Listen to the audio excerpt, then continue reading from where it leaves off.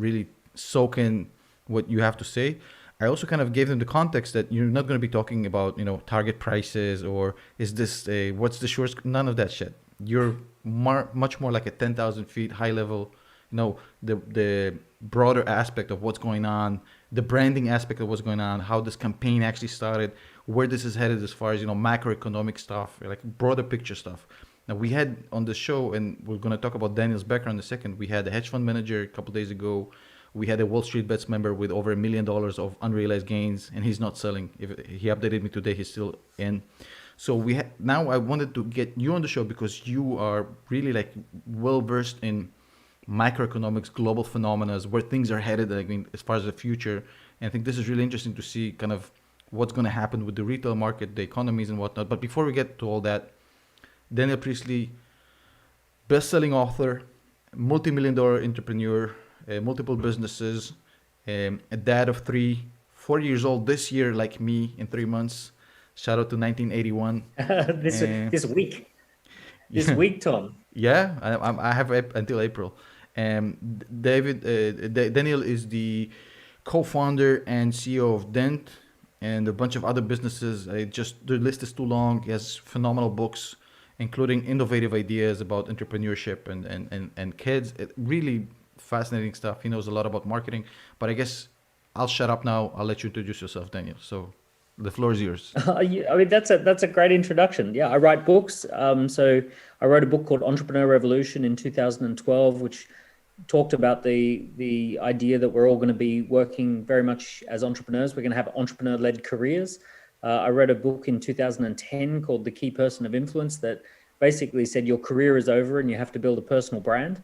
Very much what you did, right? You quit your job at a high-paid corporate and built a brand on YouTube. And that was an idea that I was kind of shot down for in many ways when I started talking about it in 2008, 2009.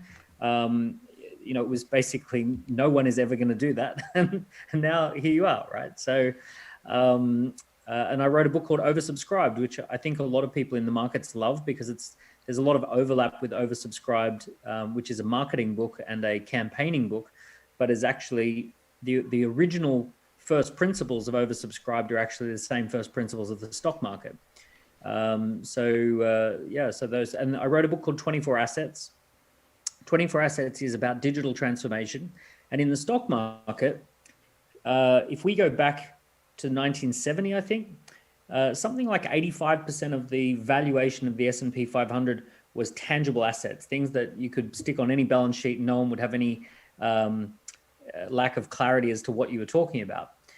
Today, fast forward, we have 15% of the S&P 500 is tangible assets, 85% is intangible assets. So you're essentially getting investors to ask the question, well, I asked the question, what is that 85% made up of? Like, what is actually in the soup called intangible asset? What ingredients are there? So I identified 24 assets that a company can invest in and develop to basically create intangible value, intangible asset value.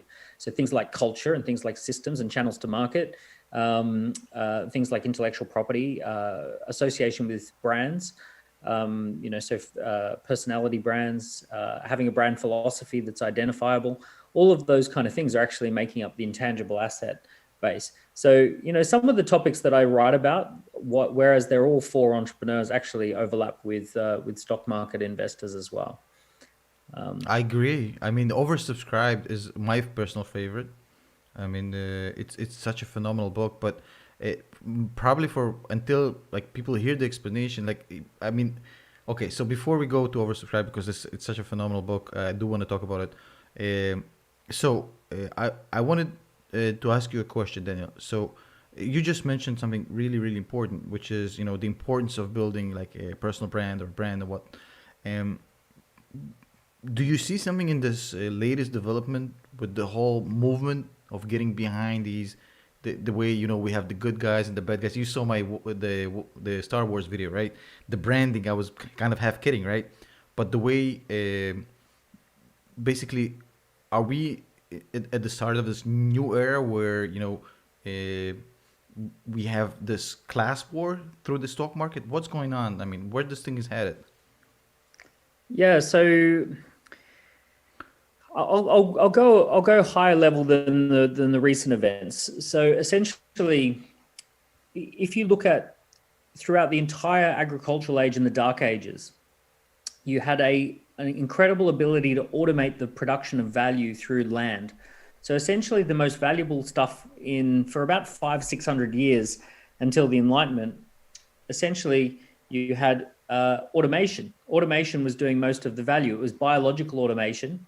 It was land producing crops, and all that automation needed was a very, very small human intervention to seed the land and to harvest the crops. Um, Now, what this created is it created a very, very huge wealth inequality where those who owned the process of automation we call them the landlords, the landholders, the dukes, the duchesses, the kings, the queen, the landed gentry. They had the ability to automate production, and they could basically farm that out to serfs. There wasn't a huge amount of intelligent labor required in order to harvest the value of that automation. So what's actually happening at the moment is very similar to that, that we have something called intellectual property, software and media that is automating a lot of value.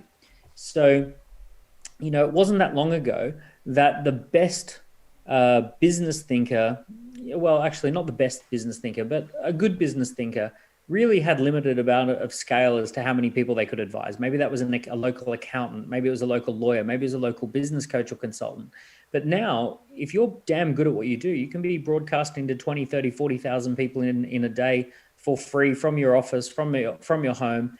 Now we see the rising stars, but what we don't see is the downward pressure that puts on every other person in the economy. So whereas not long ago we would have had in every single little town and every single little borough and little place around the world, you would have had people doing certain jobs. A lot of those jobs are now being done by software, media, and intellectual property doing a lot of the heavy lifting. So if we think back to what happened during those dark ages and during that agricultural ages, you actually see this big inequality, those who own the land versus those who don't own any land. So what's happening now is those who own the algorithms, those who own the software, those who own the intellectual property, those who own the media channels, they are becoming the landed gentry. They're becoming the kings and queens, right? And then everyone else is becoming more of a serf. They're going to be competing with each other at a massive scale. A personal assistant, an executive assistant in New York is kind of in competition with an executive assistant in the Philippines. A coder in London is in competition with a coder in the Ukraine. Yep. A graphic designer in Los Angeles might be in competition with a graphic designer in Mexico. So we're the pressure that was put on blue collar workers in the 1970s and 1980s is now being put onto white collar workers. If you predominantly work with a screen, you're in competition with everyone else who has access to an internet connection and a screen. Pretty much. So this is what's happening. So we now have the new kings and queens, which is King Jeff, Kings Larry and Sergey, and King Mark, and King Tim, and basically we have the kings and queens of the digital age. They own all the land. And then you have the dukes and duchesses and the landed gentry who are essentially staking claims to pieces of those land. So for example, when I write a book on Amazon, I'm staking claim to a little piece of land on the Amazon land. So you're getting some people who are working with these trends, but the vast majority of people are just working against these trends. So you're going to have this huge anger in the economy. You're going to have people who grew up with the promise, and the promise was that life will be better for you than it was for your parents, and that you will have a good job, and that you're valuable. Millennials were brought up being told that you're special, you're interesting, you're valuable, you're an amazing person, all of that sort of stuff. The problem is everyone got told that. So, right. So it's creating dissatisfaction in the economy. I don't know if that's answering your question, but it's kind of going a little bit high level. Everybody's a unique snowflake, and then all these snowflakes You're eventually unique, melt. just like everybody else. Yeah. But do you think that kind of going based on what you just said, the fact that you just mentioned something, right? The white collar workers are now actually in a very competitive environment, which is borderless, right? So everybody's has the same resources, same access. to money, and pretty much it's an all-out war. So here's a question for you. So based on that, isn't what we're seeing right now with a bunch of 18, 17, 20-year-olds with a PC and a router basically competing head to head, equals against some of the strongest hedge funds and market makers in the world, and they're looking, it's a Mexican standoff at this point. So is it not the same process kind of what's going on? It's the same sort of revolutionary behavior that happened throughout all these times with massive wealth inequality. So eventually the pitchforks are coming, right? So the people who plow Yeah. the field eventually get their pitchforks together, and they form a little gang, and they go and burn down the big landlord's house. It Sort of happens step in by the cycles. It castle. happens every couple hundred years. Yeah, so this is what's happening, right? So these guys are deciding to try and mark a resistance, which is interesting. For every trend, there is always a counter trend. Every trend, there is always a counter trend to every trend. There's nothing is ever as clear cut as it first appears. And whenever you think someone has a extremely clear advantage, along comes someone else who spots a Yeah. weakness in the plan. Do you think, Daniel, that this is kind of a fleeting event and then in 5 years we won't remember this? Or is this like a mental shift in how markets will operate now? I think that what's happening is that there are fundamental shifts happening across all industries. You're just very tapped into this one because you're close to Yeah. it. But what's happening is a wave is washing through the entire economy, changing the way that everyone lives and works, changing the way that every industry is organized. Essentially, we are moving from the industrial age into something new. So you might call it the digital age, you might call it the entrepreneur age, whatever it is. We're now living in a different age. There's always about a 20 to 30 year time lag between a technology that's introduced and the impact that it has on society. So we think of aeroplanes as being a 1950s thing, but it's actually a 1920s thing. We think of television as being a 1960s thing. It's actually a 1940s thing. We think of the internet being kind of like a 1990s thing, but it's actually a late 70s thing, and personal computers. And, there's always this late impact. If you go looking at all the technology, there's about a 15, 20, 30 year lag time between technologies getting out there and then them having a disruptive impact on society. So aeroplanes, for example, gave birth to multinational corporations and state-by-state corporations like Coca-Cola. But it's interesting. Google is only about 22 years old, right? That's So crazy. we're actually only at the beginning of seeing the impact of search. We're only really in the very, very, very infancy of understanding the impact that social networking has. We haven't seen the impact of cloud computing. We haven't seen the impact of smartphones. We think we have, but we absolutely haven't seen the impact just yet. It's always 15 to 20 years that it takes for this stuff to roll in. So if you look at the way people live and work, 15, 20 years ago, I started noticing people sitting in cafes, and they were sitting there with laptops, connecting to Wi-Fi, and basically working out of like cafes, restaurants, clubs, and coordinating small teams that might have been geographically apart. And it was a bit of a joke. Like 15 years ago, 2005, it was a bit of a joke that you could call yourself an entrepreneur. You print up a business card, you sit in Starbucks, and you got a laptop and an internet connection, and here you are. You're an entrepreneur, Entrepreneur, yeah. right? But the joke actually is quite serious, and the joke is that it's actually true that you can form a global company with 4 or 5 people. You can have an executive assistant in the Philippines. You can have a market researcher in Indonesia. You can have someone in Pakistan doing your IT. You can have someone in the Ukraine doing coding. You can have, Slovenia doing design. And this is, people who have never been in the same room can coordinate and create pretty amazing amounts of value. They can target niches. They can do all of these sorts of things. So you keep bringing me back to this latest trend in your industry. Because I'm fascinated with it. Like I'm really I'm not in it. I'm not playing this game. Just to let you know, I have nothing in Sure. it. But I'm just fascinated by the socioeconomic aspects of this thing, because the whole phenomena is insane to me, to think that a bunch of bartender, bus drivers, gardeners, bouncers, they Took just down a hedge fund. took down hedge fund. Like that, I worked in this industry. That is unthinkable to me. The concept. I don't understand how it's Yeah. insane. And It's they did it in it's class. You know what I mean, Daniel? It's not cheating. It's they just did it in elegance. Like what? yeah, yeah. They got organized. They got themselves organized, right? But look, this is no different to little startups taking on banks. If you work in a bank right now, you're going to sit there and go, I cannot believe this. This little Starling bank has Yeah. got 80 people and has got a million users. We have 8,000 people per million users, right? Like if you're HSBC Bank right now, or you're sitting there looking at these app banks going, how is it possible? These little startups with no money are setting up banks, right? And like, they're taking us on. If you're a media company, you're a huge, massive media company, and you're sitting there going, we're losing out to like, people with iPhones breaking news on on YouTube. Look at Vice or TYT.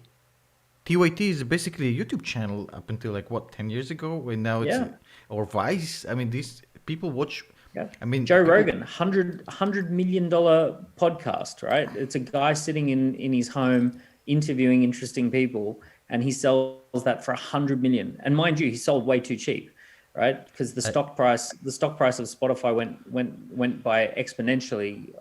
The market thought that they got that for a bargain. Yeah, but I think that was a sorry, excuse my language. It was a fuck you moment for him. It wasn't about the money. Yeah, Joe yeah, Rogan is like, 100 million, right? yeah, It's but like he, for are you gonna censor me? Okay, yeah, sayonara, motherfuckers. Pretty much that. yeah. I didn't. I didn't. By the way, shout out to the 1,200 people in the chat. You're getting a ton of compliments. People are saying that this is fascinating. So we have a lot of nerds in the in the audience apparently who love Yeah, that shit some as much good, as we some do. good, some good nerds. But look, I'm terrible. I got to be honest. I'm terrible at. I know myself well enough not to trade stocks, right? And the reason for that is the greatest stock traders are people who don't have strong opinions. They can change their opinions. I'm too opinionated, and I also have this bad habit of seeing the good in anything. You could give me the most rubbish company, and I can start imagining 3 or 4 ways they could turn themselves around. And you know, You I'm like, you know what I mean? This is you why can I know build a my. bull case for anything, and that's horrible Yeah, for us. yes, I could build the bull case for everything, right? So that's why, because I know that, I largely stay out of stocks. I have managed funds where I just avoid my tendency to see the positives. So do you? But I mean, what do you do then? As far as do you probably have money in stock market? So what ETFs? Um, Yeah, just basically the ones that just, I don't know what they do with it. I just pay money into them, and they go up every year. so I want to ask you a question, Daniel. It's probably sacrilege to you and your people. No, no, no. Especially I'm. Listen, the way I started, I'm every single YouTube channel that talks about the stock market is either swing trading or day trading. I mean, when I started the channel, people told me, "Who would want a YouTube channel about long-term value investing? It's Oh boring." my I mean, God! But look, this is the thing. The idea, I see this all the time because I'm on Instagram, and I've got people who message me about forex trading, and I laugh. I think to myself, it's like messaging me and saying, Daniel, do you know how much money could be made in the NBA? Like if you were a if you can professional dunk, basketball, if you can dunk a basketball. if you can just dunk a basketball, you're going to make a fortune if you go into the NBA. And they sit there and they say, do you know it's the biggest market in the world. It's like, look, here's the deal. If I was playing basketball against an NBA player, how many points would I actually score? Let's say I played for 3 hours or 4 hours, and for 3 to 4 hours I try to score a single point. Do you think I could actually score one single point Yes, against a? yes. No, I don't. You No, think I for could? three. Yeah, because think about it this way. Okay, we're getting sidetracked, but let me explain. Okay, Okay, maybe you're maybe playing for three three or hours 4 hours. and you're just heaving threes the whole 3 hours. At some point, he just backs off and you can't make At any some of it. point, yeah, at some point, the guy just wants to say, "Look, I'm 400 points ahead. I'm going to go get a glass of water. I'll have a coffee. I'll come back. I'll let you score a point." So yeah, but basically, when I look at trading, I think of that example, and I think to myself, there is no way you're going to score a point against professional traders with all their arsenal. But long-term value investing is where it's at. I think Look, I that's the love only I way to love the beat analysis. institutionals. That's What's the that, only sorry? way. Okay, so my opinion is that the only way to compete with institutional money is by investing long-term value. That's the only way. I don't think it's a competitive environment in swing trading or day trading. You just don't have the firepower.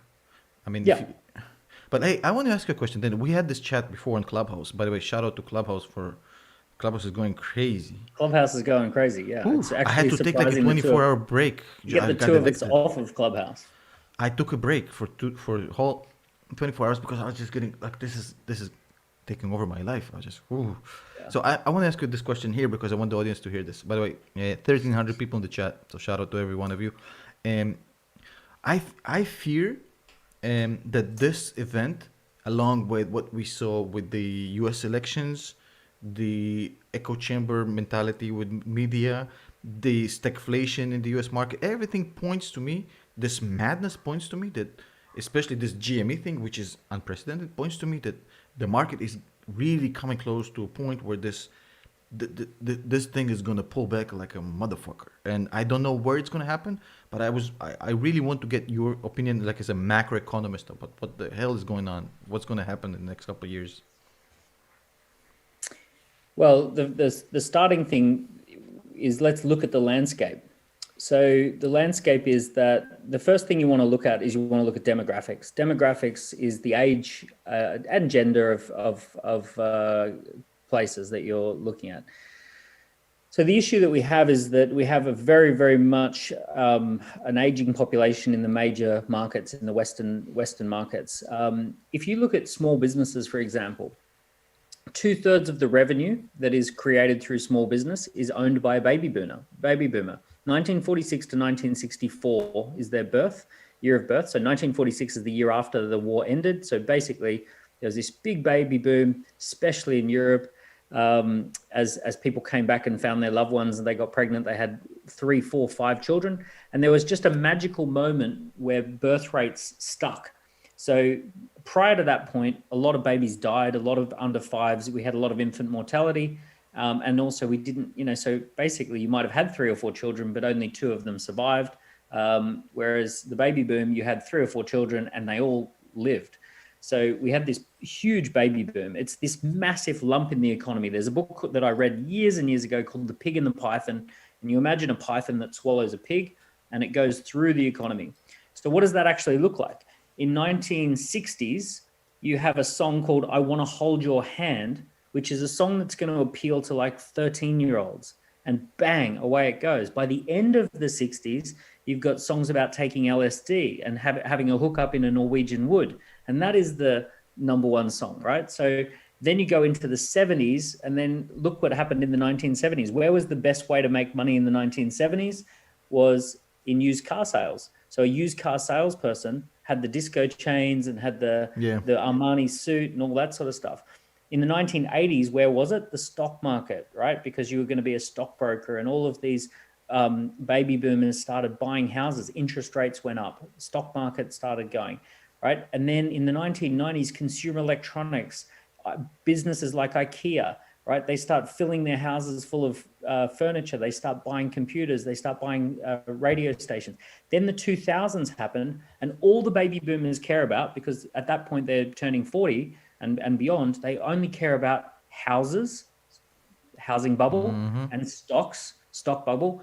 What do baby boomers go for first? They go for tech stocks, right? Because they're risk. When someone's close to age 40, they think to themselves, if I'm going to invest in the stock market, I'm going to invest into these new cool companies that .com.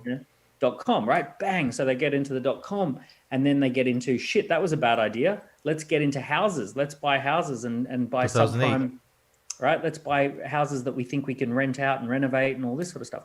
So the baby boomers come moving through. So here's the dangerous thing that's happening right now. From 2016, the first baby boomers turned 70, and now you've got every single day a new world record of the number of people turning 70, right? So it's just boom, boom, boom, boom.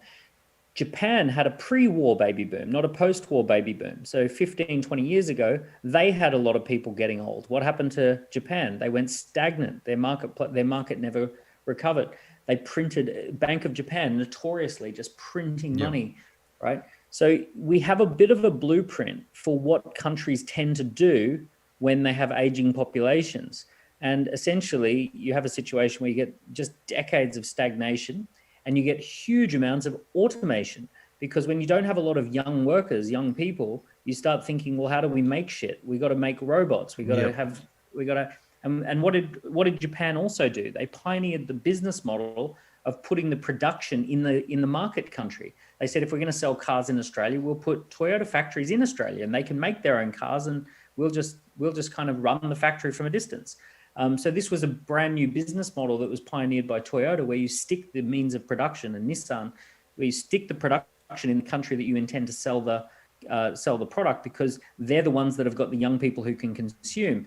Japan, rich in capital, rich in very experienced executives, but it's that weird situation that we have. So that's one of the first things you look at. The next thing you might look at is global structure. How is the world structured?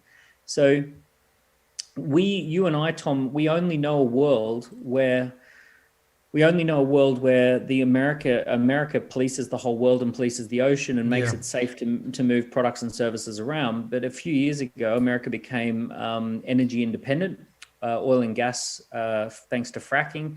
So pretty much from that moment on, They don't give a shit. They don't give a shit. They really don't. They've gone from spending over 4% of GDP on military down to close to 3% of GDP on military. They stopped starting wars, right? The whole Trump last 4 years, no wars, no new wars, no industrial military complex successfully starting a new war. So what we're having now, and a lot of people say that's Trump, but I would also say that's in energy independence. When you're energy independent, you don't need to start so many wars. You just don't care enough. I mean, right. So here's the interesting thing with the US. The US has got completely self-contained. They have an amazing border system where they've got ocean for days that way, ocean for days that way. They've got the world's biggest Navy. They can bring the Navy fairly close to their interests. They've got an aging population up in Canada who's like nothing but friendly anyway. And they've got an incredible workforce down unless in you Mexico. give him a hockey stick. If you give him a hockey stick, they're not so friendly. They're not so friendly in one little area. And then they've got Mexico sitting below, which is this incredible workforce who can manufacture stuff and who also need a lot of the stuff that the US has. So the US is so insulated. They're so protected. But oh my goodness, the destabilization that we'll see in the Asian region, right? China, far out, right? So you and I have a bit of a different view on China. Yes, that's a good topic. That's a great topic. So let's debate China. Let's debate China. So listen. So you know my position. As far as a moral issue, I'm not a fan. I don't invest in Chinese stock anymore. By the way, I've been holding this the whole time through the interview. It's my daughter's. It just was laying around. Didn't even notice what I was holding. And by the way, before we start, how Rorschach is what I'm looking at the picture behind you, and all I see is a stock chart going up. Okay, yeah, you've been looking to. I see the stock chart going up. I don't see. Okay, so this picture was created by a humanoid robot called Ada. It is a AI generated attempt to mimic creativity. It's a picture of the sky. And this is to remind me two things. Number one, the robots are coming. And number two, AI and robots are coming. And number two, keep your head in the clouds. So, wait, could you talk more? Can we put a flag on China for a second? Sure. I'm really fascinated with what you have to say about. We know what Elon is saying about AI and robots. Like, are you on that side, or what? Tell me. I'm fascinated with what's going on with AI in the future and whatnot. Since you're my futurist, I mean, my go-to guy on everything. Yeah, look, I just don't think people are just. I think people are massively underestimating the basics. So they're just the very basic things. YouTube videos are replacing university courses. You know, people are learning stuff on YouTube now. They're learning everything from cooking to mathematics to economics to, like what's happening is we're going to have one person who's the best person at teaching algebra. And that one person is going to end up making $1 million a year from YouTube. And the rest of the algebra teachers are going to struggle very, very hard to do it. You're going to have one guitar teacher who's doing phenomenally well on YouTube, and the rest Not so much, right? It's going to be this long tail, ones and zeros, right? What is the internet made of? Ones and zeros. So you're going to have a lot of zeros and a few ones, right? And you're either earning crazy money or it drops right off, and everyone's competing with each other. So everyone sits there and says, "Oh, AI." Well, AI is the algorithms that tell you which YouTube videos to watch. AI is there's a lot of just basic stuff, a combination of good media and content combined with AI algorithms. As AI is also the algorithm that keeps people scrolling through Netflix for days and massively disrupts their productivity. AI is the algorithms. The types of people who create algorithms at Instagram and Facebook would have previously been the types of people who would have sent rockets to the moon and come up with GPS and navigation software. And now they're focused on how to keep you increase your time on site. So you've got the smartest people on the planet hacking your brain to try and get you spending a lot of time on different sites. We talk about AI beating us at our strengths. It's just going to destroy us on our weaknesses. Like it's going to, there's a lot to be said, but consider this. The IQ, the minimum IQ level for getting into the US Army is 85. 15% of the population or 10% of the population have an IQ less than that, right? So even the army doesn't have a job for 10% of the people right now. If AI, machine learning, algorithms, media, if it raises the bar where essentially all jobs that are below an IQ of 90 or 95 are no longer really required, then you essentially have huge numbers of the population, because it's not just the tiny little tail at the end. Yeah. You end up with 30-40% of the population that used to have something to do, whether it be cleaning or serving at McDonald's or something, and then suddenly we can automate it, we can find another way of doing it, we can do another solution. There's just it's going to have to be a wholesale reorganizing of the way we live and work. So you don't share the apocalyptic view about it. You look at it from a completely other spectrum, as far as cleaning up the dirt, pretty much. Look, I'm not necessarily positive in the sense that the structures that we have come to rely upon as we know it today are under massive threat. A lot of human civilization is built upon certain things, like you have a job to go to, and that's what you do for your day, and that you have a religion to believe in, and that that's not silly. That's what we all believe in, and that we have certain schools to go to, and institutions and medical, and there's certain jobs that are respected. All of that we take for granted, and all of that is pretty much under threat. So I'm not saying that this is a positive thing. I'm saying that this is a wholesale reorganization. Now you can reorganize things a lot worse than they are today. You can mess with our systems that have taken 10,000 years to build up. There's plenty of examples of societies that have fallen over. Egypt, Rome. There's plenty of societies that got too good for their own boots and Yeah. basically lost their edge. If one thing, How many followers have we dropped? How many people are now not No, watching? we actually added 100. It's at 1.4 thousand. People are asking from the chat, when will AI turn against us? And some guy says, tax the robots. Yeah, you might need to tax the robots. Yeah.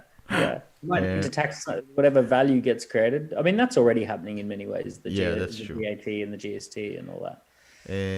So, hey, we didn't lose any viewers at all. It was actually very, very interesting. So, circling back to the first point. So, a lot of people, and again, I'm not putting any of my money in China for my own reasons, but I mean, a lot of people are really high on these Chinese stock.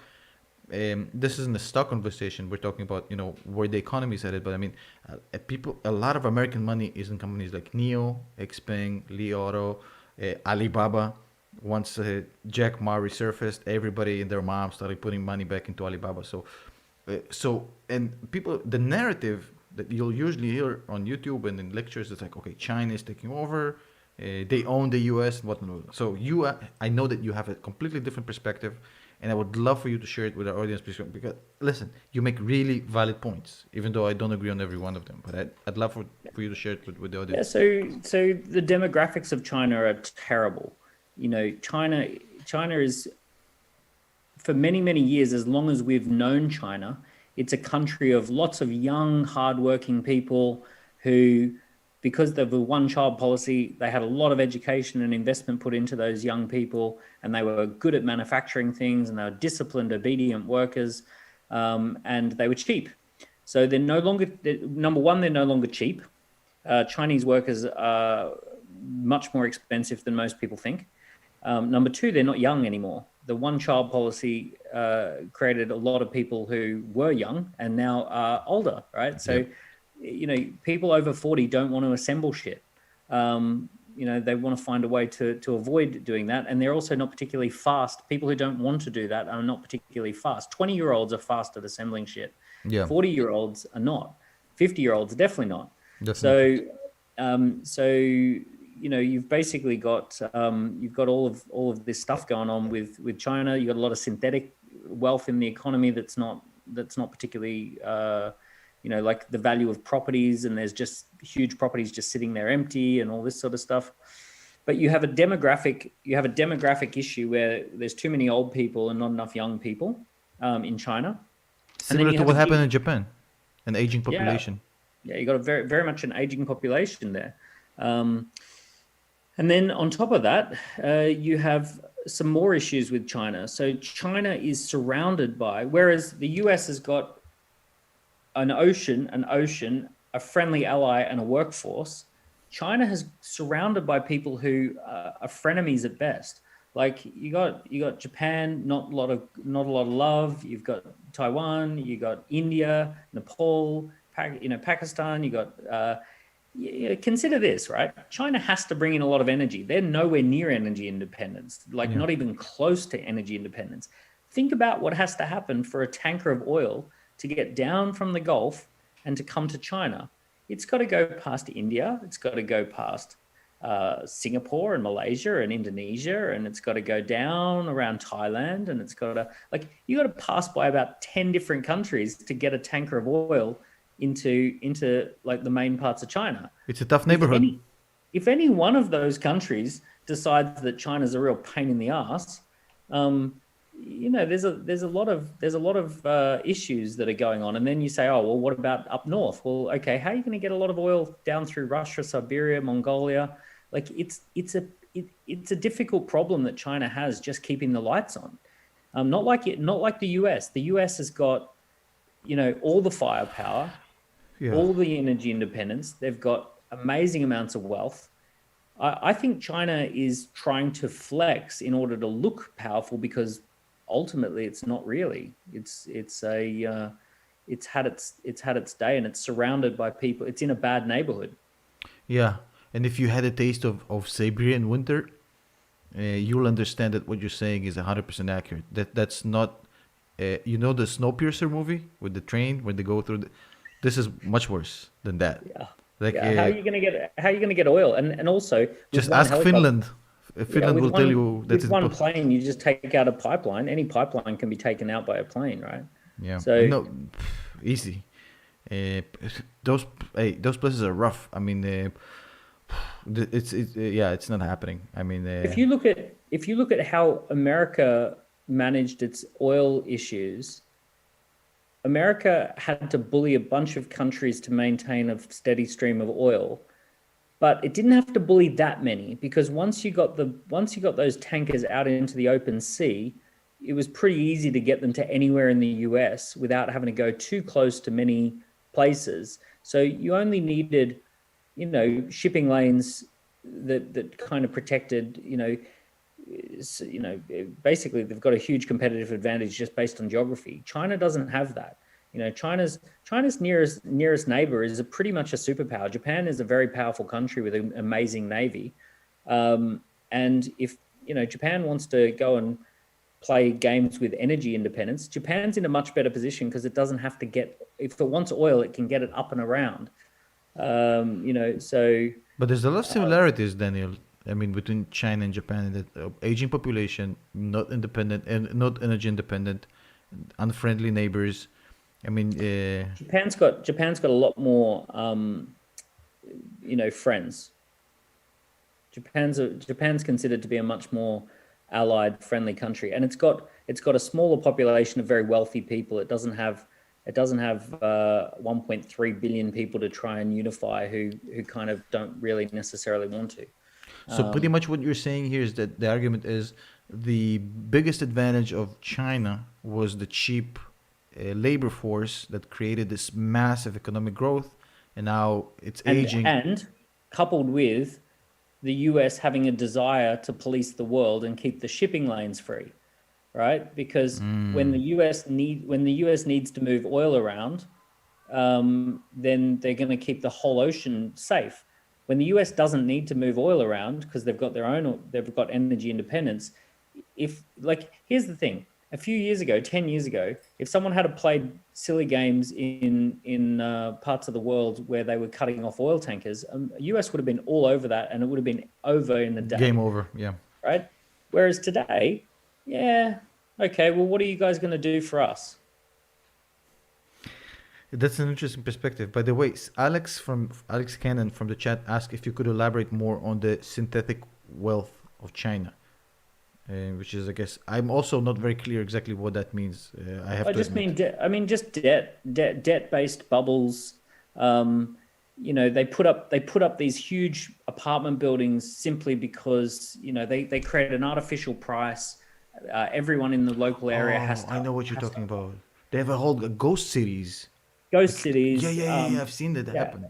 and then every single person has to buy one of these things, and on paper each apartment's worth 200,000, but there's no one living there, and and then they lend against these, right? So there's these stupid rules where if you have apartments, then you can borrow from the Bank of China, and then the Bank of China has to then lend based upon this criteria, and then if you write the value up, you can lend more money and you can do more stuff.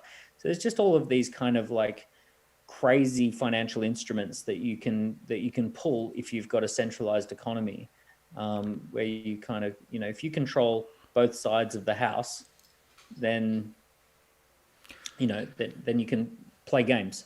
So a lot of it is artificial, basically based. If you look at it this way, you mean a lot of these perceptions are really more PR based rather than core strengths and fundamentals. Well, yeah, core strength is going to be demographics and geography. Mostly, most of the world's history is based upon technology, geography, and demographics. So, okay, so basically, if that's the case, okay, so wouldn't the Chinese government in this situation, why would they, if that's the case, what kind of game they're playing long term? I mean, if that's the case, they're playing their hand really bad right now. I mean, if I know this and if that's the case, I'm playing a whole different game if I'm China and I'm trying to. Yeah. I mean, what's the end game I, here? yeah, look,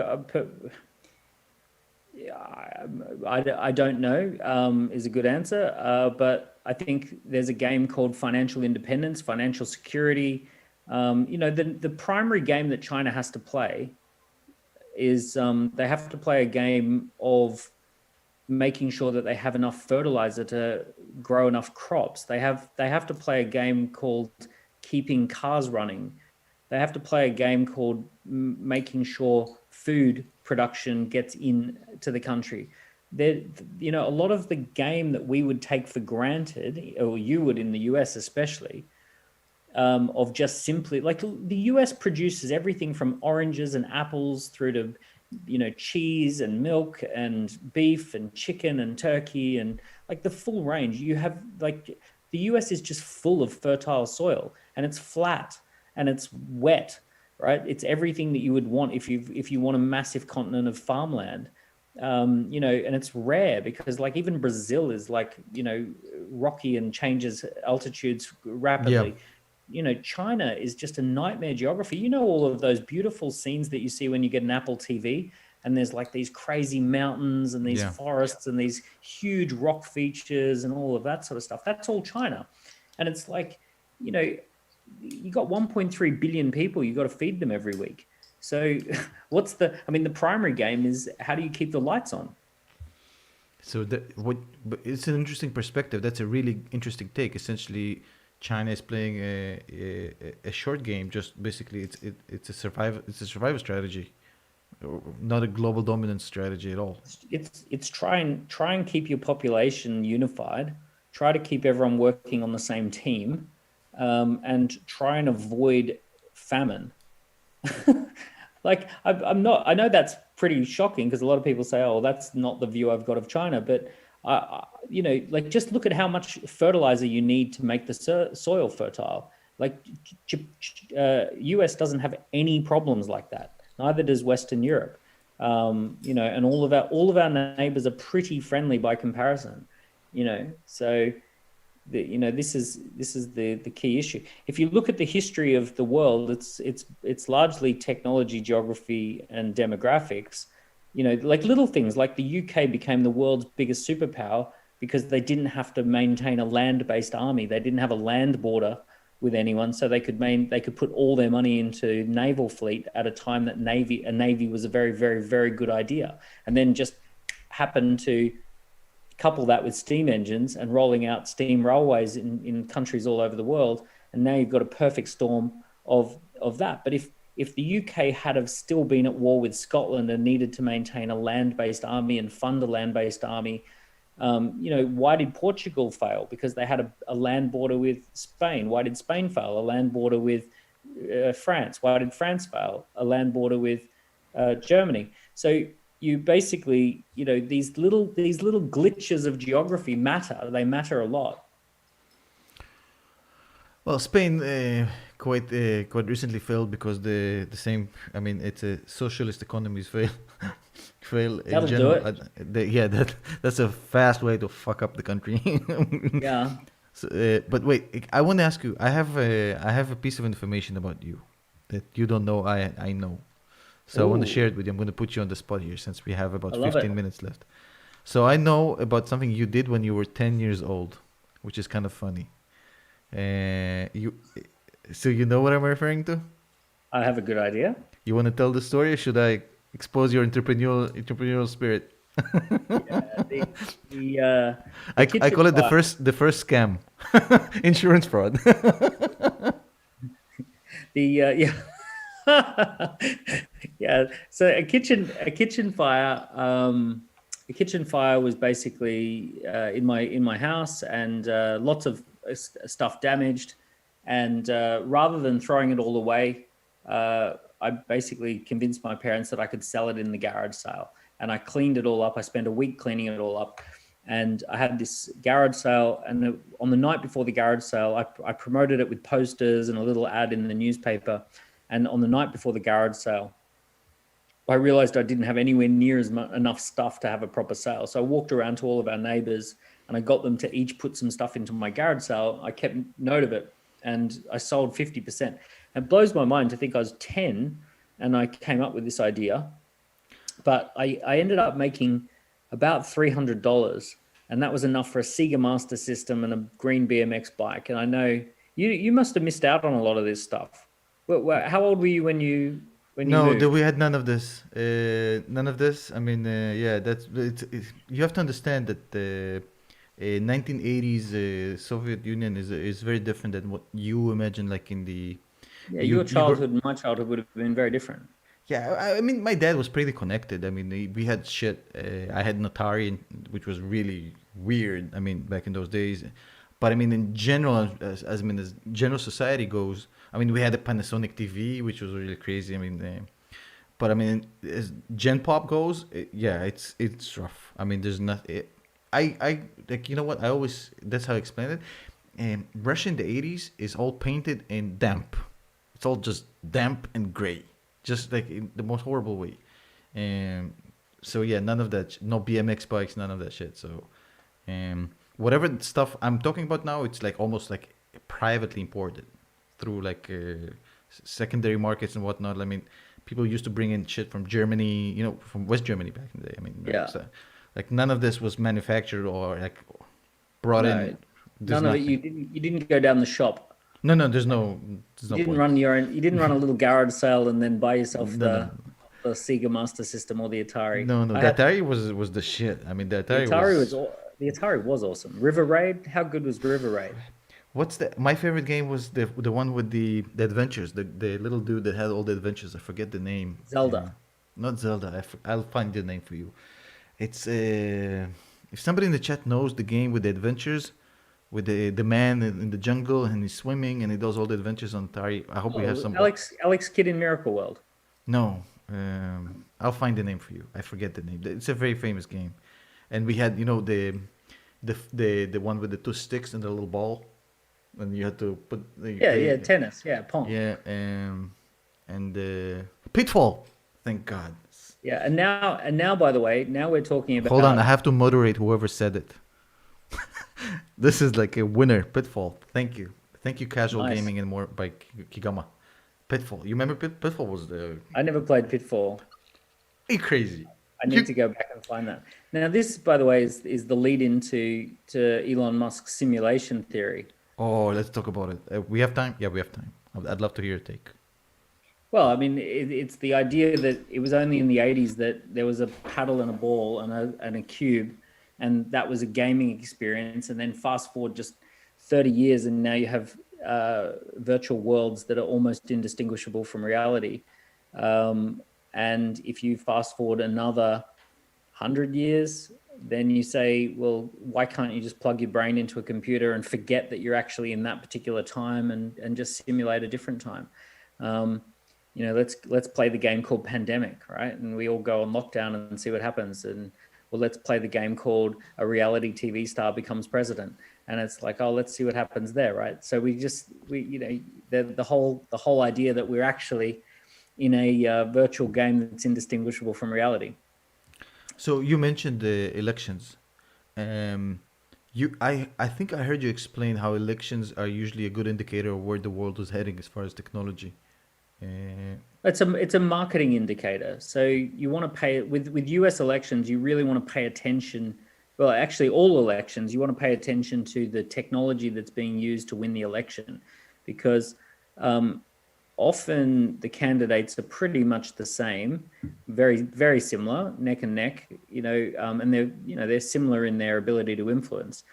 But one of them tends to get a technological advantage. So, for example, Franklin Roosevelt created something called the fireside chat in the 1930s, which was a national radio campaign where he literally broadcast his voice to national audiences for the very first time.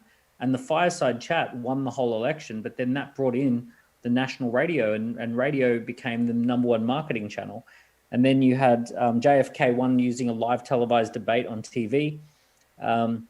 He was the TV president, and then we had the TV era, and the marketing for business. It was all about dominating TV.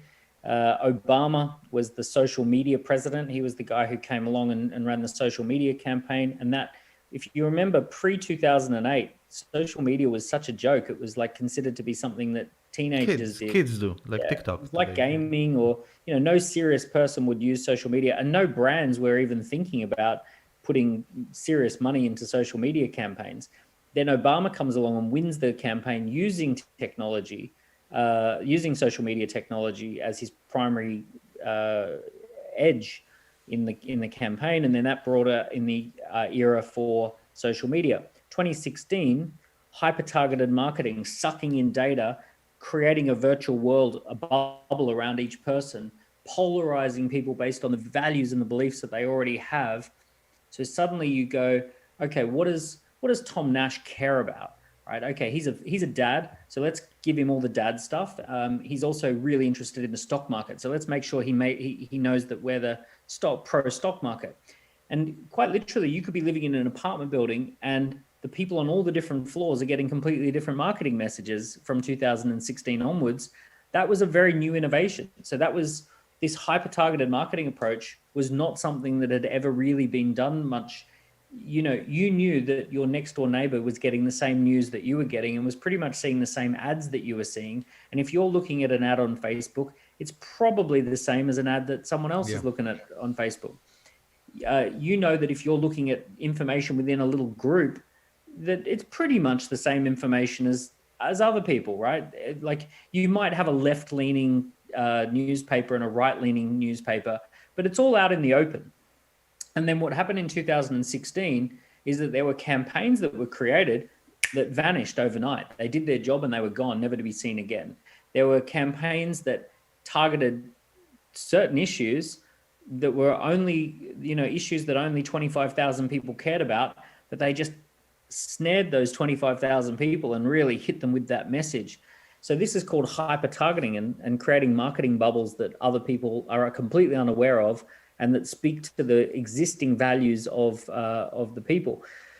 So that marketing approach from 2016, you pay attention to that and say, that's the marketing approach for the next 10 years. Like that's something you must, if you're going to market a business and grow a business, you need to be hyper targeting marketing. And if you want to look at companies that are going to scale, they're going to market like Cambridge Analytica did. They're going to run a Cambridge Analytica approach to marketing in order to scale their business. The next era in 2004 is going to be the AI era, where the next president will be one based upon a machine learning AI algorithm, deep fake videos. You will get a video. Here's my prediction. In 2004, you're going to get a video from the candidate that says... Even 2024. 2024. Yeah, because I almost called Doc Brown.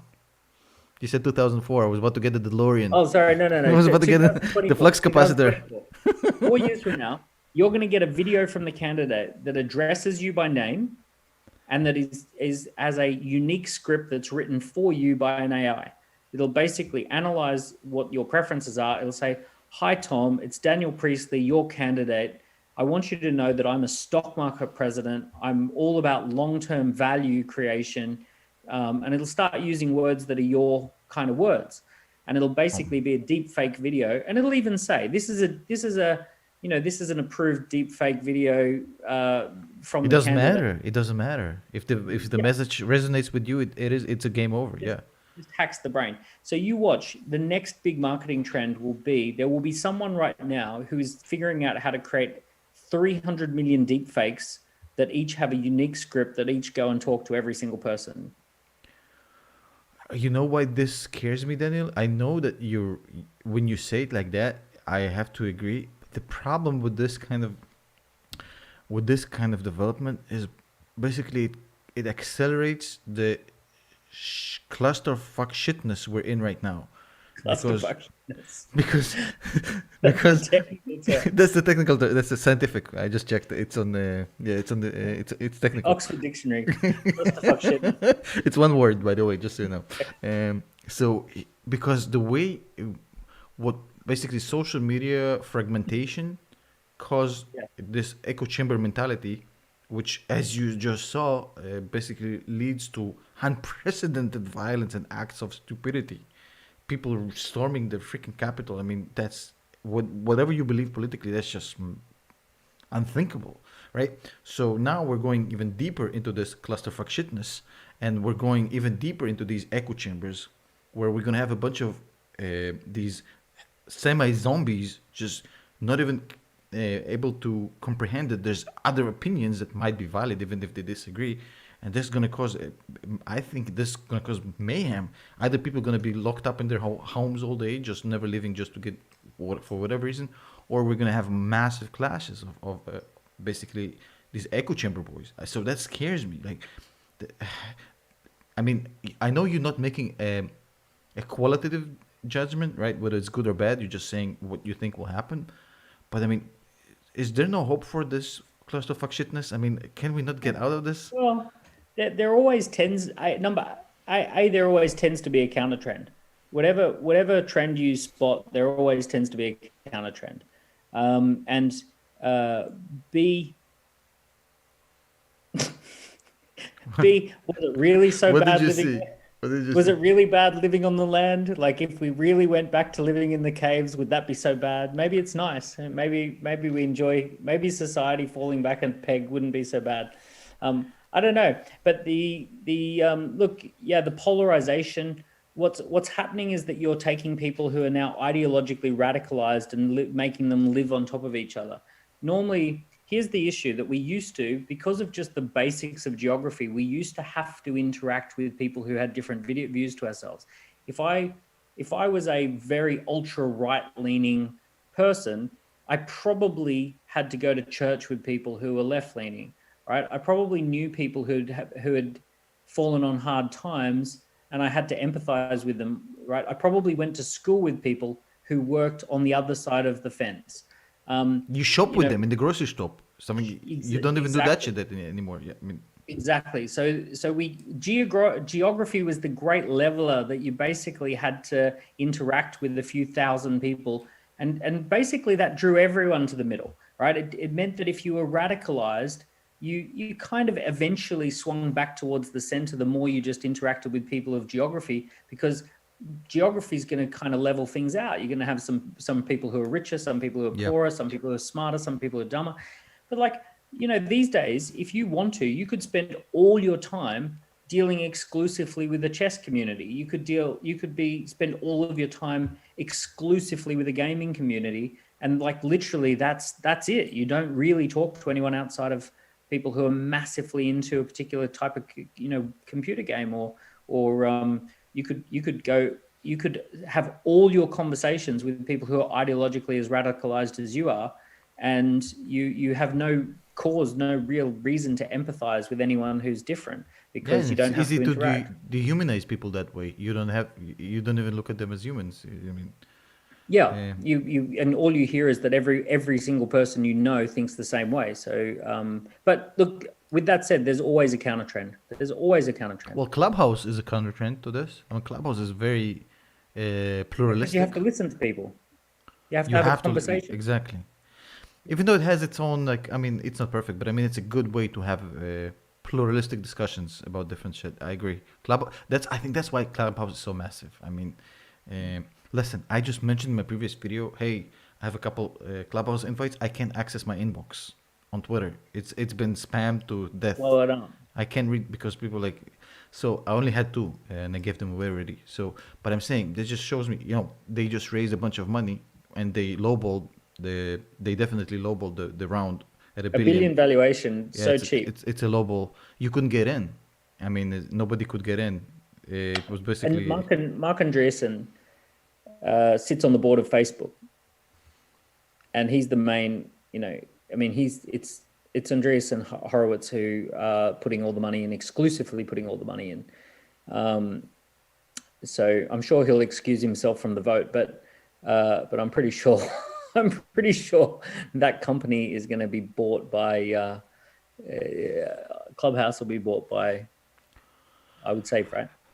you. I think did you tell me the reason they have DMs off platform is specifically for that reason? Did you tell me that? Yeah, That was a really good yeah, insight. Yeah. yeah. Yeah. I think it's very, very clear that that's their strategy for letting other. That's their strategy for flirting with acquirers. Well, listen, if somebody throws like a game-changing deal at you, I mean, it's hard to say no. You can't say no, You can't. especially if you're married with kids. You know what it's like. Yeah. 100%. Hey, we have a question from the audience. Adrian actually donated 25 rons. I don't know what a ron is. I'm assuming it's probably an interesting coin. He says, "Love today's stream. Any books or content Daniel recommends to learn economy?" On economics. Yes, it's a good question. Yeah, so The Pig and the Python is a really old one, which is about the baby boomers, and it's just kind of a very quick little book you can read about baby boomers. There's a book called Disunited Nations, which is about understanding geopolitics. There's I'm trying to link your Amazon page with all the books that you wrote because I think they're must. Okay, I found it. Yeah, just buy all my books. I mean, his books are legit. Oh, we didn't have a chance to speak about Oversubscribe. Can you spare me 5 minutes and talk about Oversubscribe? I just love that book. And we So can use Clubhouse as an example, by the way, if you want, or Tesla. Doesn't matter. Yeah, so Oversubscribed is the very, very, very original idea comes from a stock market trader, a guy called Kerry Kerry Johnson, actually, who I met in Australia, who he had run a multi-billion-dollar fund for ANZ Bank. He was a private trader. He ran a newsletter, and his newsletter was read by thousands and thousands of people. And he was just a very good analyst of stocks. He's very, very grounded, and he's one of the reasons that I knew straight away I wouldn't be a good stock trader, because I knew his personality was very different to my own, and the way he could change directions in his thinking was different to the way I didn't have that ability. But I was spending time with Kerry, and he said, I said to him, I was 19. I said to him, how do you make money with stocks? And like, how come they go up and down and all that sort of stuff? And he goes, why do you think stocks go up? I said, well, good CEO, good product, good business plan, profits, revenues, fundamentals, all that sort of stuff. And he said, look, all of that makes sense, but I know companies that have all of those things and they go down, and I know companies that have none of those things and they go up. And I kind of got confused, and I said, well, how does that work? And he said, well, it's very simple. Stocks go up when there are more buyers than sellers, and they go down when there's more sellers than buyers. And that's the first rule, right? Yeah. So I never got bitten by the stock market bug. Even to this day, I can't really get excited by it. It just doesn't, it's not my jam. Strangely, I love watching your videos, although I don't act upon them. I think I love your analysis, but I just, for whatever reason, I just enjoy hearing about these trends, but I'm just not someone who gets excited by the buying and the selling of stocks. I like starting my own companies, but so here's what I took from it. That it doesn't matter what your product or service is. If you don't have more buyers than sellers, you are not going to make a profit. Now, think about it like this. Airlines. An airline should make a profit. If the world was fair, an airline should be a profitable business, because it's a very complex, very capital-intensive business. You've got to manage all sorts of, logistics and training and staff and food, and people's expectations are high. And you have to do it you have to get that plane off the ground and landed within like minutes of the slots that were available. And otherwise you get fined and all this sort of stuff. And you would think to yourself, well, goodness, if ever there was a business that you deserve to make a profit, if you're running a safe airline, you should be making a profit, right? Mm-hmm. But most of these airlines aren't profitable. Why? Because just purely and simply the basic fundamentals are they can't sell all the seats. So if you can't sell all the seats, you don't make a profit. So if there's more buyers than sellers, you make a profit. And if there's more sellers than buyers, if you have more seats than flyers, then you don't make a profit. I'll take an example of a business that should not make a profit, but does. Rolex. Rolex is a stupid business. I agree. Right? I love that, right? I've got one, but it's a stupid business because the product itself can be copied for under $200. And the copy is so good that even a jeweler can't tell the difference between a real one and a fake. Mm-hmm. And it's not an innovative product. They've hardly innovated the product in decades. It's not particularly a useful product. Everyone's phone has a free app that tells you the time and the date. So there's no real reason why anyone should want a Rolex. However, they've mastered the art of having more buyers than sellers, and therefore they are massively profitable. So Rolex limits the number of Rolexes that come onto the marketplace. They create a waiting list. They manufacture excess demand by taking out the back page of every magazine and every ad and 10 million Instagram followers.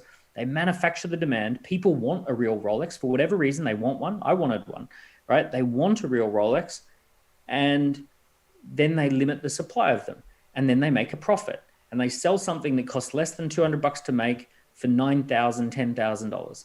So everything else is just noise. If you're not oversubscribed, there's no market force that says that you should get profitable. And if you are oversubscribed, you could be a shitty consultant, a terrible consultant with bad ideas. Mm-hmm. If you've got a best-selling book and there's a fanatical group of people who want to buy your consulting services, it really doesn't matter. Even if you say the same shit that everyone else says, like even if you're the Rolex, all right, people want to deal with you. So the book I wrote, oversubscribed, is Manufacturing Demand. How do And you by the way, manufacture? I just interrupt you for a second. I put the link to the book as a pinned comment to the chat. So so if you want to get the How book, many people are watching right now? 1.4 thousand. And by the way, I just want to say something before all the idiots in the chat. This is not sponsored. This is not an affiliate link. This is just straight up good book. So shut the. Never mind. Tom, you're a capitalist. Get the affiliate link. No, no, no, no. You There's can it's make not. some money. No, no, no, no. I'm good. No, not for you. Not how you do it. I'm Russian. I'll, integrity. It's everything. My word is my bond. Precisely. Yeah. So go ahead. Sorry. Uh, yeah. So basically, the book is about how do you manufacture demand. It's a set of principles for manufacturing demand. So, for example, a principle is people buy what others want to buy, not what others want to sell. So, if you signal that you want to sell something, people don't want to buy it. If you signal that other people want to buy something, people do want to buy it. So that's one of the principles. There's a I can give principle you an about example and tell me if my analysis is correct. Different, not Tesla. You remember how? Okay, tell me if I'm analyzing if I'm a good student of the craft. You remember how FC Barcelona didn't have any ads on their shirts for decades, no ads, and then they opened it up, and then the frenzy that went on. Obviously, it's a big brand, but it's not bigger than Real. It's not bigger than Man United. It's the same exposure, but though their space is sold yeah. exponentially higher than everybody else because of that. Is that the same? That's called demand and supply tension. So when there is actually a demand for something and it's refusing, there's some reason why it's refused. There is a refusal to supply it. That's a rare situation where you have demand and supply tension, and that tension buildup wants a release, right? So when you open it up, as you described it, you make it available, then all the bidders come rushing in with an irrational sense of urgency because there's been such a big buildup of demand and supply tension. So companies that are very good at manufacturing demand manufacture demand and supply tension. They're actually very good at creating a tense moment of, will I miss out? So here's how I bought my Rolex. I had registered interest while I was at an airport. I said, yeah, I wouldn't mind a Rolex one day, maybe when I'm 40. And they said, which one would you like? And I said, I would like the Explorer. I think it's a really cool classic watch, right? And he said, okay, well, you're never going to get an Explorer. They never come available. If you were able to get an Explorer, you could sell it for $1,000 profit straight away if you could get one. And I went, okay, cool. He goes, but I'll put your name on the waiting list. So about 9 months later, he rings me up and he says, Daniel, I've got some good news and some bad news. And I said, okay, what's that? He goes, the good news is I have an Explorer. The bad news is I can hold it for you for 3 days. And Scarcity.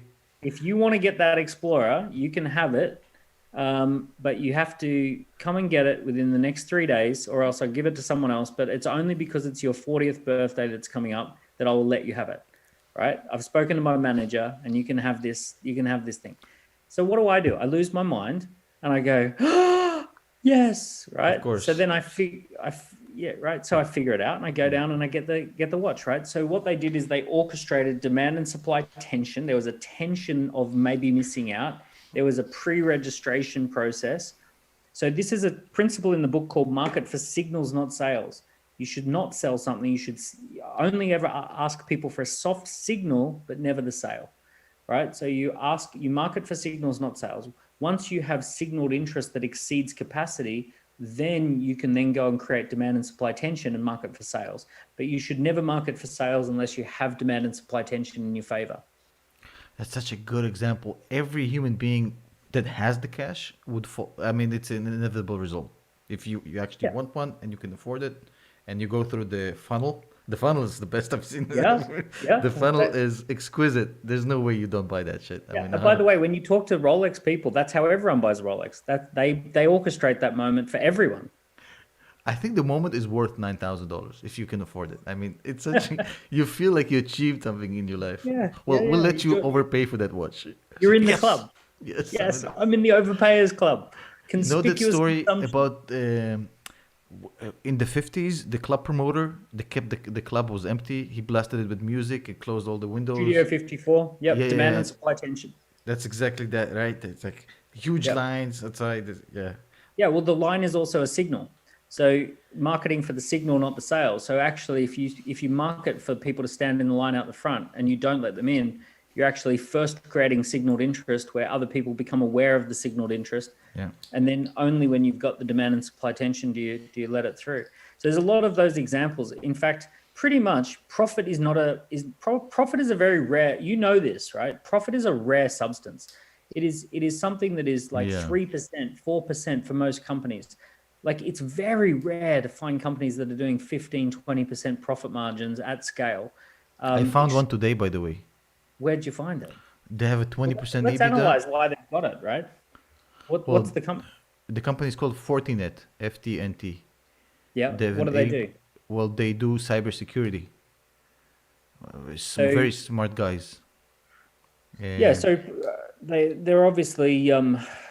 they're obviously doing something that there is limited supply of in the world, and there's yeah. just I would almost guarantee you they have a waiting list. They have a waiting list as to who they can do cybersecurity for, and I bet you they're in a position where they say to their customers all the time, listen, we'll only take you on as a customer if you align to our values and our systems and our methods and our beliefs and all of that sort of stuff. And if you don't, that's fine. We've got plenty of people who do. I bet you they're in a position of demand and supply tension where they basically can dictate some terms. It's amazing how it's applicable to every single interaction we have in our life, right? Starting from, I mean, Teslas. We talk about Tesla with the same thing, right? You know, you have to apply, you have to wait, the waiting list, right? And all the way down to, you know, exclusivity, like which kindergarten my kids get to go to. I mean, the one with the waiting list, that's the one you want, right? It's not necessarily better than the one next door. I mean, but you want it because you can get Yeah, in. and you register your interest, and they say to you, "Look, I'm really sorry, but there's 60 children who who are registered for 25 spots." And then you kind of like go home and talk about it with your wife. Well, what would be our second option? What would we do? We don't want to go to the second option. We really want the first Yeah. option. And then they call you and they say, "Look, we've got a space available, but you have to pay up front." You have to Right? sell your kidney. It's like, come and get it, motherfuckers. Listen, I held you for 12 minutes longer than I promised. I'm so sorry, but this was just I fascinating. loved it. And the audience is at the peak right now. We're at 1.5 thousand. It's the highest it's been since we started. Somebody said he. This is a really funny comment. I can't decide if this guy is South African or New Zealand, and he's neither actually. It's a mixture of a British accent and an Australian accent. That's what you're hearing, Yeah. by the way. I was born in Australia and spent the last 15 years living in London. So yeah, that's the accent you're hearing. Um, okay, so Call it a listen, soft Australian. a soft, a soft Russian. That should have Yeah, been a good drink for a drink name. A soft Russian. Give me one soft soft Russian. Russian. Yeah. A girly drink. Listen, I'm gonna end the stream right now because I've held you for too long. Thank you so much, Daniel. If you Thanks, man. guys That want to was great. go Great and fun. yeah, I enjoyed. If you can come back again, I'm sure the Yeah. audience would ask for you to come back. I should let you guys know that yesterday we had a clusterfuck. I scheduled with Daniel. And for those of you who were in the stream yesterday, I was asking, where the hell is Daniel? You didn't show up. I streamed yesterday and I was waiting for you and you didn't show up. I was like, and then I realized I scheduled it with myself and had the wrong time zone. And then at some point, Daniel's like, okay, I'm ready. This is like a whole different time zone. I was like, so, yeah, that's that. We got Anyways, there. um, We so now know how to calculate time zones. We can do this again. for sure. Okay, so okay, very important. Follow Daniel on. You want to tell us your social media where they can follow you? They already have the link for the books. Yeah, The top. just like on all the platforms other than TikTok, it's just at Daniel Priestley. So Twitter is at Daniel Priestley, and Instagram is at Daniel Priestley. Clubhouse is at Daniel Priestley. You don't have a YouTube channel, right, Daniel? I don't think you have one. My company does. Dent Dent. Global's got a YouTube channel. I've got an old YouTube channel with some old snowboarding videos and all that sort of stuff on it, but nothing serious. No, I'm not big on YouTube. The company is. The company's got videos on YouTube.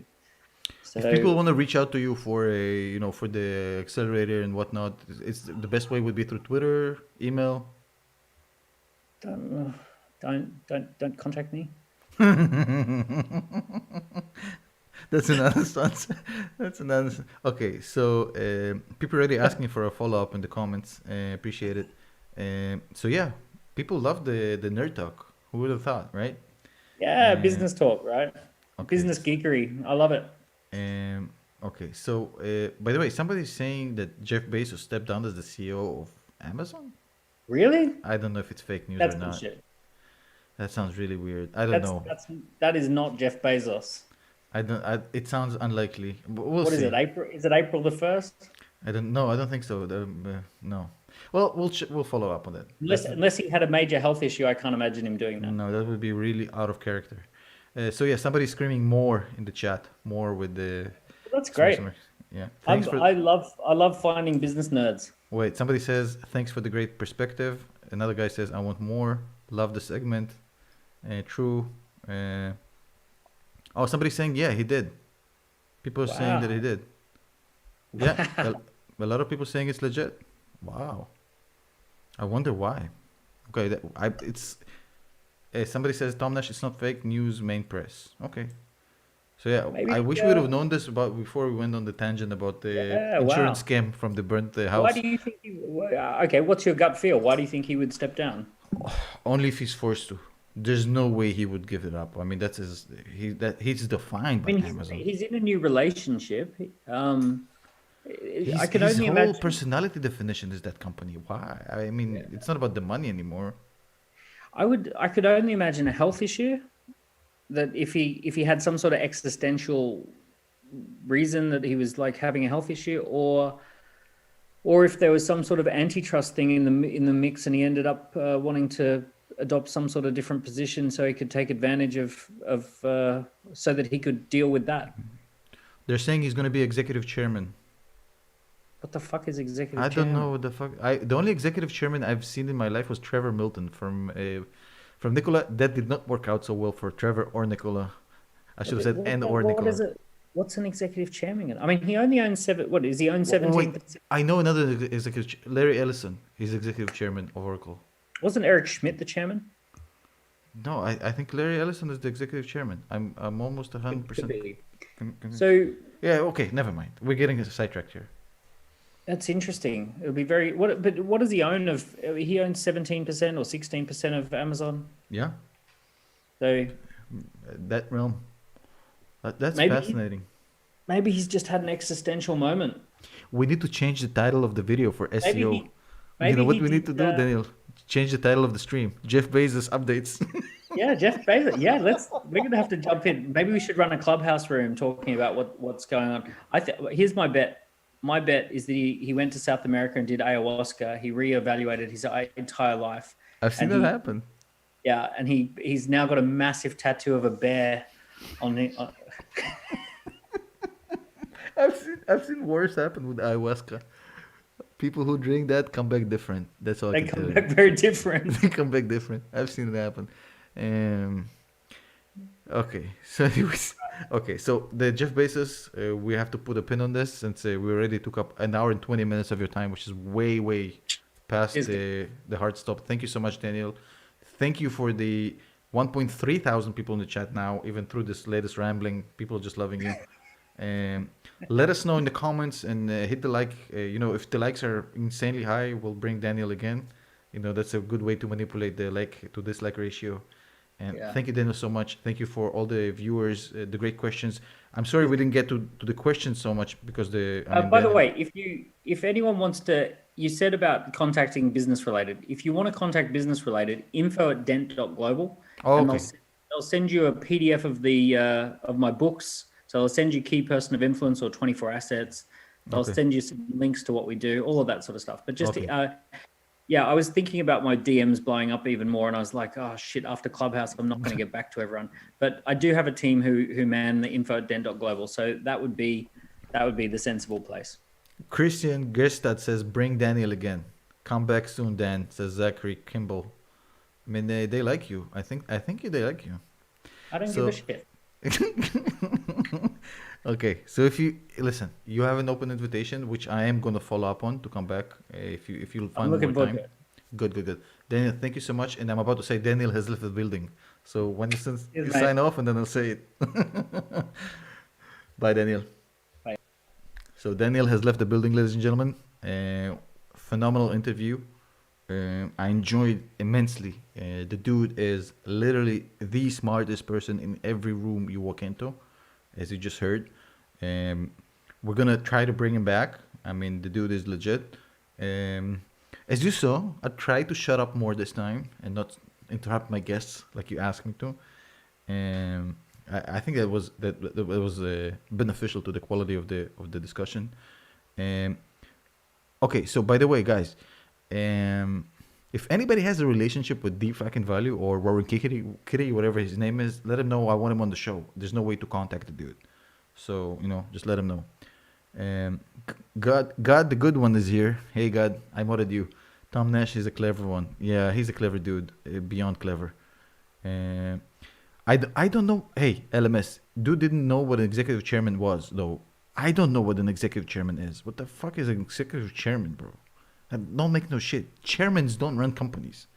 That's not their job. An executive chairman, it's like saying, well, that's good and bad. It's like an oxymoron. I don't understand that term also. So I'm agreeing with him. That's just weird. Um. Anyways, listen, guys, I'm gonna sign off. This has been a very, very fascinating talk. I hope you enjoyed it. Hey, follow me on Twitter, like David says. Shout out to everybody in the stream. By the way, if you lasted this long, here's a scoop. Patrick Boyle is coming back tomorrow. Patrick Boyle, the hedge fund manager you all asked tomorrow. He's coming back same time, about 1:30 p.m. Eastern time. We're gonna have Patrick Boyle coming to the show. You asked for him. He's gonna come back, and I think he's gonna have a better mic this time, so you can actually hear him even better. So yeah, Patrick is coming back. Good night. We'll see you tomorrow, 1:30 p.m. Eastern time, right here live with Patrick Boyle. Later.